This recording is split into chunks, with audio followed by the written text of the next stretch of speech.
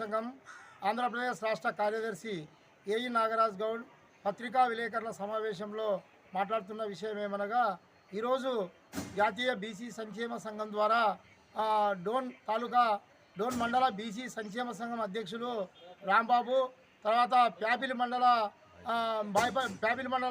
BC సంక్షేమ సంఘం అధ్యక్షులు బాయపల్లి పెద్దన్న నాయుడు గారి ఆధ్వర్యంలో ఈరోజు బీసీ కులాల హక్కుల పోరాట సమితి హక్కులు సంక్షేమంపై ఇలా డోన్ కొండపేట రేణుకా ఇలమాంబేశ్వరి జ్యోతిర్లింగేశ్వర స్వామి దేవస్థానంలో ఈరోజు ఒకరోజు శిక్షణ కార్యక్రమాలు ఏర్పాటు చేయడం జరిగింది. ఆ కార్యక్రమానికి ముఖ్య అతిథులుగా నేను హాజరయ్యి బీసీ కులాల హక్కులు పోరాటంపై వారిని చైతన్యపరుస్తూ అదేవిధంగా రాబోయే మున్సిపల్ ఎన్నికలు, గ్రామ పంచాయతీ ఎన్నికలు, ఎంపీటీసీ ఎన్నికలు, జెడ్పీటీసీ ఎన్నికలలో పార్టీలకు అతీతంగా బీసీ సంక్షేమ సంఘం ద్వారా మా యొక్క సభ్యులను పోటీకి నిలబెడతామని చెప్పి ఈ సందర్భంగా తెలియజేస్తున్నాం. రాష్ట్ర జాతీయ అధ్యక్షుడు ఆర్ కృష్ణయ్య గారు, జాతీయ ప్రధాన కార్యదర్శి నక్కలపిట్ట శ్రీనివాసులు గారు, రాష్ట్ర అధ్యక్షుడు వై నాగేశ్వరరావు గారి సూచనల మేరకు మొత్తము నంద్యాల జిల్లా వ్యాప్తంగా బీసీ కులాలకు చెందిన వ్యక్తులను బరిలో నిలుపుతామని చెప్పి ఈ సందర్భంగా తెలియజేస్తున్నాం.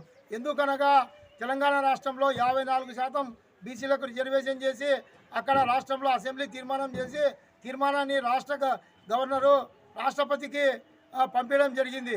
అక్కడ రేవంత్ రెడ్డి గారు 54% రిజర్వేషన్ ఇస్తే ఈ రాష్ట్రంలో కేవలం 22% బీసీలకు రిజర్వేషను గత వైఎస్ఆర్ ప్రభుత్వము చేసింది.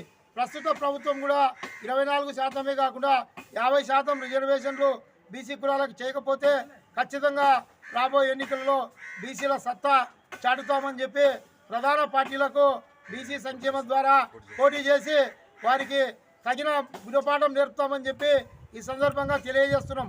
136 కులాలు ఉన్న బీసీ కులాలు భారతదేశాన్ని శాసించే స్థాయిలో ఉంటే ఈ రాష్ట్రంలో ఇక్కడ రిజర్వేషన్లు అనేటివి లేకుండా మా ఎంపీటీసీలు, జెడ్పీటీసీలు, జిల్లా పరిషత్ చైర్మన్లు లేకుండా చేయడానికి కుట్రమని గత ప్రభుత్వము 32% నుంచి 22% చేస్తే ఈ ప్రభుత్వం కూడా ఇంతవరకు 50%, 40% రిజర్వేషన్ అనేది చేయడం లేదు.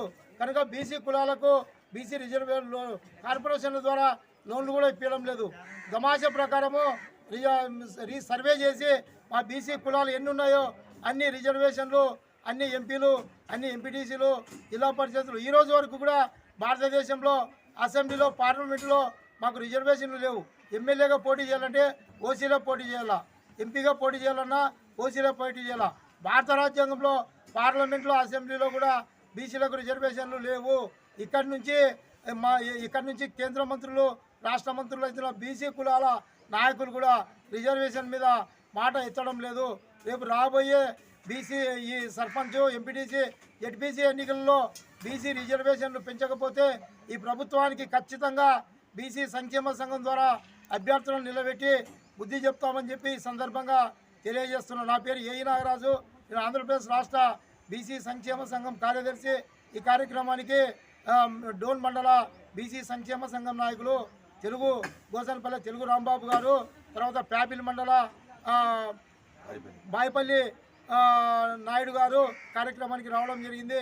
ఈ రాబోయే ఎన్నికల్లో బీసీ ఉత్తరప్రదేశ్, మధ్యప్రదేశ్, హర్యానా, బీహారు ఇటువంటి రాష్ట్రాల్లో బీసీ కులాల ముఖ్యమంత్రులు అయితే ఉత్తరప్రదేశ్ పెద్ద రాష్ట్రంలో కూడా బీసీ కులాలు రాజ్యాధికారం పొందితే ఈ రాష్ట్రంలో ఇంతవరకు ముఖ్యమంత్రి కూడా బీసీలు కాలేకపోయినారు. ఎందుకంటే రాజ్యాధికారం అనేది బీసీ కులాల రిజర్వేషన్ లేనందువల్లనే ఖచ్చితంగా రిజర్వేషన్ల కోసము పోరాటం చేస్తామని తెలియజేస్తూ తెలంగాణ రేవంత్ రెడ్డికి మేము బీసీ కులాలు రుణపడి ఉంటామని చెప్పి ఈ సందర్భంగా తెలియజేస్తున్నాం.